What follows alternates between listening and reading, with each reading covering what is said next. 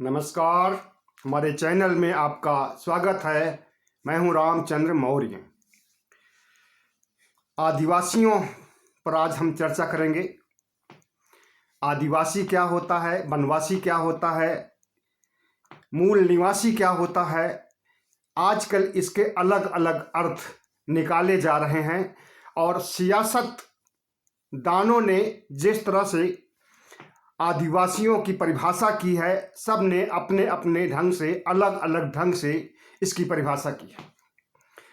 सच पूछिए तो मूल निवासी शब्द आदिवासियों के लिए ही है। सिर्फ आदिवासियों के लिए नहीं, दलितों के लिए भी है, ओबीसी के लिए है। जो इस देश के मूल निवासी हैं उनके लिए इंडिजीनियस पीपुल शब्द दिया गया है। लेकिन इंडिजीनियस पीपुल के बजाय भारतीय जनता पार्टी और राष्ट्रीय स्वयंसेवक संघ के लोग वनवासी कहते हैं, अन्य लोग आदिवासी कहते हैं और कुछ लोग मूल निवासी कहते हैं। आज हमें इस बात का विश्लेषण करना है कि सियासतदानों ने किस तरह से आदिवासियों को, जनजातियों को, मूल निवासियों को वोट के लिए तो प्रयोग किया है, लेकिन उन्हें राष्ट्र की मुख्य धारा में लाने के लिए कोई सकारात्मक प्रयास नहीं किया गया आज तक। आज़ादी के बाद से 70 साल ज़्यादा बीत चुके हैं, 75वां साल चल रहा है, आज़ादी का महोत्सव काल चल रहा है और इस समय भी आदिवासी ही बने हैं, आदिवासी मूल निवासी ही बने हैं, आदिवासी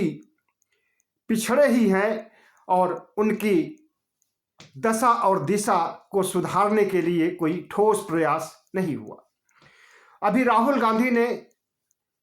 गुजरात में चुनाव प्रचार के दौरान जो बात कही है, बहुत तारीफ करने लायक बात है। लेकिन कांग्रेस पार्टी भी तो 70 साल तक राज की है, लेकिन उसने क्या किया है आदिवासियों के लिए, क्या किया है मूल निवासियों के लिए और क्या किया है दलितों और पिछड़ों के लिए, इसका जवाब देने के लिए उनके पास कोई ठोस आधार नहीं है। और जहां तक बात आदिवासी वनवासी की है, तो राष्ट्रीय स्वयंसेवक संघ और भारतीय जनता पार्टी के लोग आदिवासियों को, आदिम जनजातियों को, मूल निवासियों को मूल निवासी मानने के लिए तैयार नहीं है, आदिवासी मानने के लिए तैयार नहीं है। उन्हें वनवासी कहते हैं। वनवासी का मतलब कि जंगल में रहने वाला,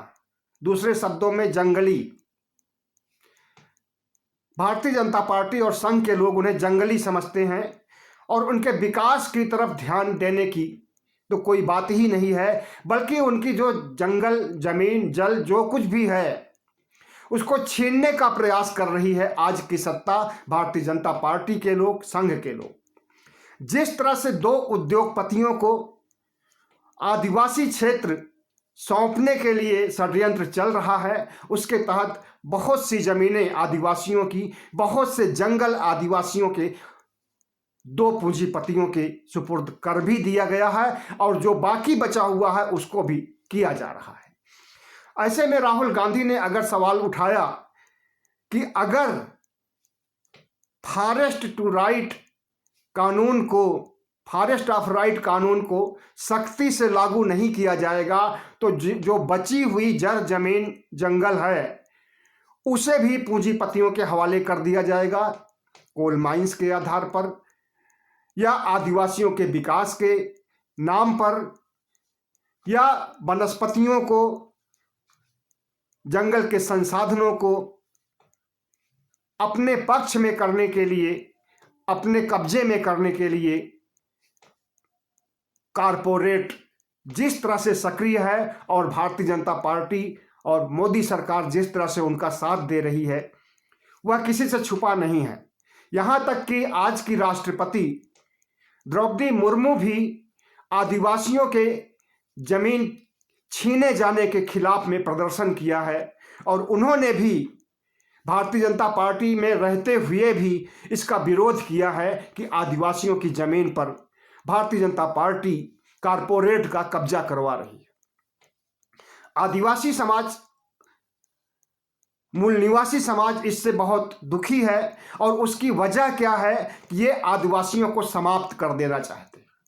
ये मूल निवासियों को समाप्त कर देना चाहते हैं, ये उस अवधारणा को ही मिटा देना चाहते हैं कि इस देश के 15% सवर्ण बाहर से आए हैं, यूरेशिया से आए हैं, और यहाँ के मूल निवासी जो हैं, जो आदिवासी हैं, मूल निवासी हैं, जनजातीय लोग हैं, आदिम लोग हैं, वे इसके असली मालिक नहीं हैं, बल्कि 15% सवर्ण लोग इसके मालिक हैं। और वे सवर्ण लोग कारपोरेट के सत्ता में आने के बाद पिछले 8 सालों से तमाम कानूनों को धत्ता बताते हुए जो कांग्रेस के समय में लाए गए थे, फॉरेस्ट राइट कानून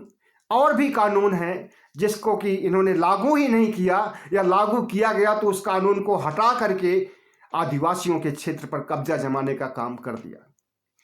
और यह काम राहुल गांधी ने कहा है कि जिस तरह से कारपोरेट को सौंपा जा रहा है, अगर इसी तरह से सौंपा जाएगा तो 5 से 10 साल के अंदर पूरा आदिवासी इलाका, आदिवासी क्षेत्र, या यूं कहें कि भारत का वन क्षेत्र कारपोरेट के हवाले हो जाएगा। फिर आदिवासी कहाँ जाएंगे, कहाँ रहेंगे, कैसे बचेगी उनकी संस्कृति, कैसे बचेगा उनका अस्तित्व, और कैसे उनका जीवन निर्वाह होगा? सोचने की बात है। भारतीय जनता पार्टी कहने के लिए तो इस देशवासियों के हित में काम कर रही है, अच्छे दिन लाने की बात की थी, और सबका साथ, सबका विकास, सबका प्रयास की बात की थी, और इस भारत को, देश को नया भारत बनाने के लिए कोशिशें कर रही थी। लेकिन नया भारत बनाने के उद्देश्य से उसने जो भी कार्रवाई की है वह सब देशद्रोही कार्रवाई ही साबित हुई है। नया भारत तो नहीं बन सका, लेकिन जो हमारा पुराना भारत था उसके ही अस्तित्व को समाप्त करने का ठेका ले लिया है भारतीय जनता पार्टी ने। आदिवासियों को से उनकी जमीन छीनी जा रही है, और यहाँ तक कि इस देश की मुख्य धारा में शामिल किसानों, जो कि पूरे देश को ही नहीं बल्कि विदेशियों को भी रोटी मुहैया करते हैं, उनकी भी जमीन हड़पने के लिए जो कोशिश की थी मोदी सरकार ने, किसानों ने लड़ करके, आंदोलन करके 1 साल तक उन 3 काले कानूनों को तो वापस करा दिया। लेकिन जनजातीय क्षेत्र में हमारे आदिवासी भाइयों का अस्तित्व जिस तरह से खतरे में पड़ा हुआ है, और उनका जंगल, जमीन, जल, सब कुछ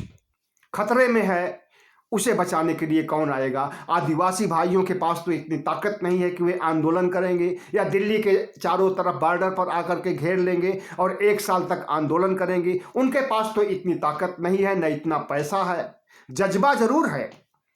उन्हें अपनी मातृभूमि से, उन्हें अपने वन क्षेत्र से लगाव जरूर है, लेकिन उसको बचा पाने की स्थिति में नहीं है। और दूसरी चीज, बहुत से आदिवासी क्षेत्रों में नक्सलवादी के नाम पर, नक्सलवाद का नाम लेकर के आदिवासियों का वध भी किया गया है, आदिवासियों का कत्लेआम भी किया जा रहा है, आज से नहीं काफी समय से। यह काम कांग्रेस के समय में भी हुआ, और वही काम बल्कि उससे ज्यादा तेज हो गया है, आदिवासियों का विनाश करना, आदिवासियों का या नक्सलवादियों का कत्लेआम करना। खास करके छत्तीसगढ़ के इलाके में, मध्य प्रदेश की आदिवासी इलाके में और झारखंड क्षेत्र में के आदिवासियों को नक्सलवादी कह करके उन्हें मारा जा रहा है। जो सिर उठा रहे हैं, जो ब्राह्मणवाद के खिलाफ, मनुवाद के खिलाफ, सवर्णवाद के खिलाफ जो लोग भी सिर उठा रहे हैं, उनका कत्लेआम किया जा रहा है नक्सलवादी बता करके। अगर कम्युनिस्ट पार्टी के लोग इनका साथ देने की बात करते हैं तो उन्हें भी नक्सलवादी कहा जाता है, आतंकवादी कहा जाता है। और कम्युनिस्ट पार्टी से किस तरह से भारतीय जनता पार्टी खफा रहती है, आरएसएस खफा रहता है, इसे आप अच्छी तरह से जानते हैं। अगर भारतीय जनता पार्टी और संघ को दक्षिणपंथी कहा जाता है तो वामपंथी विचारधारा से इनसी कैसे निभ सकती है, कैसे बन सकती है? वामपंथी विचारधारा मजदूरों के लिए लड़ती है, किसानों के लिए लड़ती है, असहायों के लिए लड़ती है और इस देश के मूल निवासियों के लिए, आदिवासियों के लिए लड़ती है, तो उसे भी निशाना बनाया जाता है भारतीय जनता पार्टी के द्वारा। और चूंकि वामपंथियों का ईश्वर में, धर्म में, मनुवाद में विश्वास नहीं है, इसलिए और उन्हें प्रताड़ित किया जाता है और उनकी विचारधारा को खारिज किया जाता है संघ के द्वारा, भारतीय जनता पार्टी के द्वारा। लेकिन आज जब राहुल गांधी आदिवासियों की बात उठा रहे हैं, आदिवासियों के हित में बात कर रहे हैं, आदिवासियों के कल्याण की बात कर रहे हैं, आदिवासियों के अस्तित्व को बचाने की बात कर रहे हैं, तो भारतीय जनता पार्टी को समझ लेना चाहिए कि अगर आदिवासियों के हित में काम नहीं किया गया और उनके अनहित को या उनके अस्तित्व को मिटाने का कोई भी कुचक्र भारतीय जनता पार्टी और संघ के द्वारा रचा जाएगा, तो उसका खुलासा किया जाएगा और आदिवासियों को जागृत किया जाएगा और उनके हक को बचाने के लिए सिर्फ आदिवासी ही नहीं, पूरा देश खड़ा हो जाएगा। कांग्रेस पार्टी तो खड़ी ही है, वामपंथी तो खड़े ही हैं, बाकी भारत के लोग भी खड़े हो जाएंगे, क्योंकि यह देश आदिवासियों का है, यह देश मूल निवासियों का है। और ये 15% सवर्ण जातियां, ब्राह्मण जातियां, क्षत्रिय, वैश्य जितने भी हैं, अगर ये चाहे कि आदिवासियों की ज़मीन छीन लेंगे, किसानों की ज़मीन छीन के कारपोरेट के हवाले कर दें और इस देश को बेच देंगे, तो उनका यह काम, उनका यह कर्तृत्व संभव नहीं हो सकता है और न इस देश को हिंदू राष्ट्र बनाया जा सकता है। हिंदू राष्ट्र बनाने के लिए जिस तरह से षड्यंत्र रचा जा रहा है, साजिशें रची जा रही है और संविधान बनाया जा रहा है, संविधान बन भी चुका है, संविधान का मसौदा भी तैयार हो चुका है, तो देश को तोड़ने के लिए, देश को नष्ट करने के लिए, लोकतंत्र को नष्ट करने के लिए, संविधान को नष्ट करने के लिए भारतीय जनता पार्टी जो कुछ कर रही है, उसका चाल, चरित्र, चेहरा सब कुछ शीशे की तरह साफ हो चुका है। अब इस देश के लोगों को यह सोचना होगा कि भारतीय जनता पार्टी जो 8 साल से काबिज है, उसे हमेशा हमेशा के लिए रसातल में क्यों न दफना दिया जाए, क्यों न भारतीय जनता पार्टी को उसी तरह से 1984 की स्थिति में ला दिया जाए कि उसे सिर्फ 2 सीटें मिले। और वो जिस तरह से भारतीय जनता पार्टी का रवैया है, जिस तरह से भारतीय जनता पार्टी की इस देश के प्रति कार्य संस्कृति है, उसके आधार पर तो यही कहा जा सकता है कि अब भारतीय जनता पार्टी के बुरे दिन आ चुके हैं और इसे बचाने वाला कोई नहीं है। न तो इसे कारपोरेट बचा पाएगा, न इसे ब्राह्मणवादी शक्तियां बचा पाएंगी और न राष्ट्रीय स्वयं संघ बचा पाएगा। बहुत बहुत धन्यवाद। हमारे चैनल को सब्सक्राइब कीजिएगा, लाइक कीजिएगा और शेयर कीजिएगा।